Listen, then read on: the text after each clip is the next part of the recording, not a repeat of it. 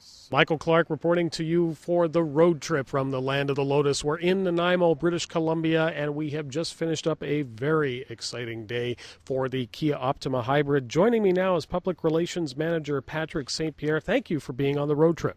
Thank you, Michael.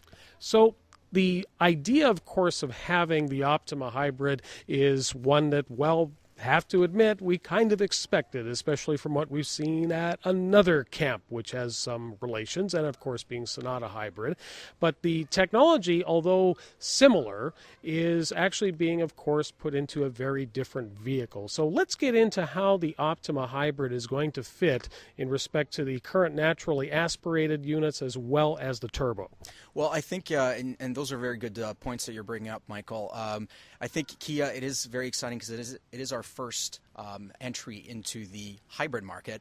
And really, the hybrid Optima is really just, yes, it's an Optima, and the Optima is a beautiful-looking vehicle. It drives superbly, and it's really just a great proposition for our customers. We just felt that, in addition to the normally aspirated and the turbocharged version, that there was room for also the hybrid version, which is again just something that many customers desire. They want to have something fuel efficient, but they're not really willing to sacrifice the driving pleasure. So they really want to have a vehicle that looks great and that performs admirably, but just really happen to also want fuel efficiency. So that indeed the Optima Hybrid brings in spades.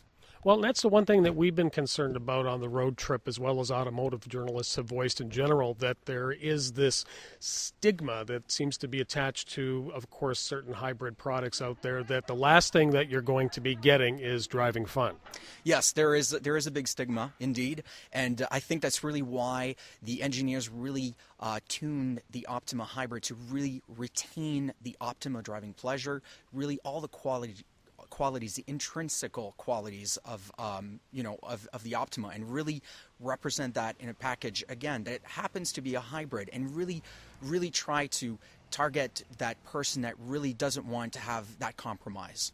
Now, the thing that, of course, is certainly not a compromise for this particular hybrid is the use of an actual transmission with speeds, as opposed to, of course, these CVTs that we normally expect. Now, that, of course, is an in-house design.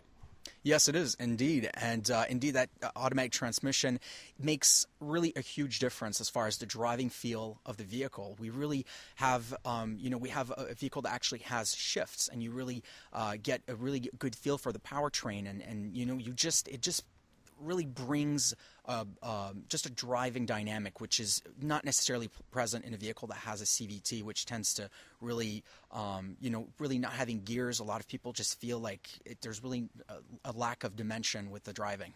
Now, the one thing that's, of course, interesting about the slight additional weight that we're dealing with the Optima Hybrid is that it has also done some additional benefits for the dynamics, and that, of course, is the front-to-rear weight ratio, because the one thing we noticed on the twisty bits driving up to Tofino was the vehicle is extremely well planted, and also we really got to talk about probably the best electric power steering that we've experienced in a long time.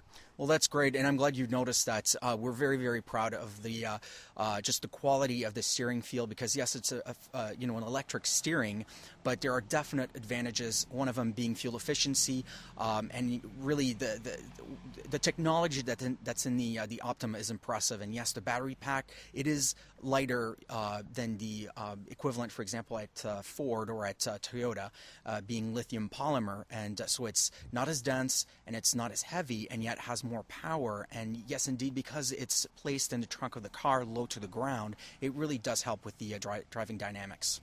Now, the one thing too is the understanding that people in these types of vehicles up until now have also been given this type of situation where it's, well, we know you have a hybrid and we know you're doing things good for the environment, but we're not going to give you as much equipment because that would be seen as not hugging the tree enough. But there is equipment here, especially at the premium level, that, well, we certainly sometimes don't see in vehicles that are naturally aspirated. And you're absolutely right. The premium vehicle offers things like a heated steering wheel or ventilated front seats. I mean, those are indeed luxury touches that really you find in really much more expensive vehicles. So we're very, very proud to offer that to our customers, because yes, perhaps your customer wants fuel efficiency, but they still want to have some features that, living day to day, especially in Canada, whether it's cold or warm climate, there are certain touches that you still want to have in your car, and I think it's great, especially considering the price of the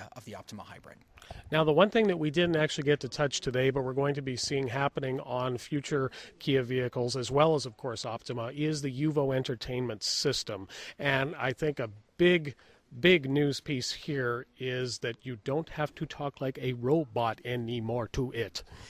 And you're right. Once again, this is a feature which is just really recognizes the type of accents and voices, and it's very flexible. So you really don't have to be rigid and controlled when you speak with the system. So it really is. It forgives really accents and speech patterns. So really, it's something that's as user friendly as possible, and I think that's really what we were trying to achieve. Now, this, of course, in a lot of respects for a hybrid vehicle, something like this is seen as somewhat of a halo car. And sometimes with halo cars, your expectation in respect to how many that you're actually going to produce that are going to get into the hands of consumers is low.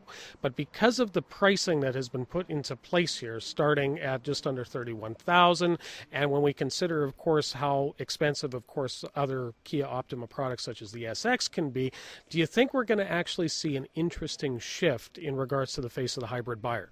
Well, really, I think we are looking at different buyers, because the Optima SX, as you pointed out, is really a very spirited, very sporty driving vehicle. And of course, we really, as much as the hybrid version also has a lot of the qualities that the regular Optima has, it really is not for the same customer. Really, the person, yes, wants something that looks great, that drives amazingly well, but really it's really the search of the green element and the fact that you have amazing fuel efficiency, and really that's where the Optima Hybrid really shines. Well, it appears to us on the road trip to be Optima Prime. Patrick St. Pierre, thank you for being on the road trip. Great, thank you, Michael. Michael Clark reporting to you.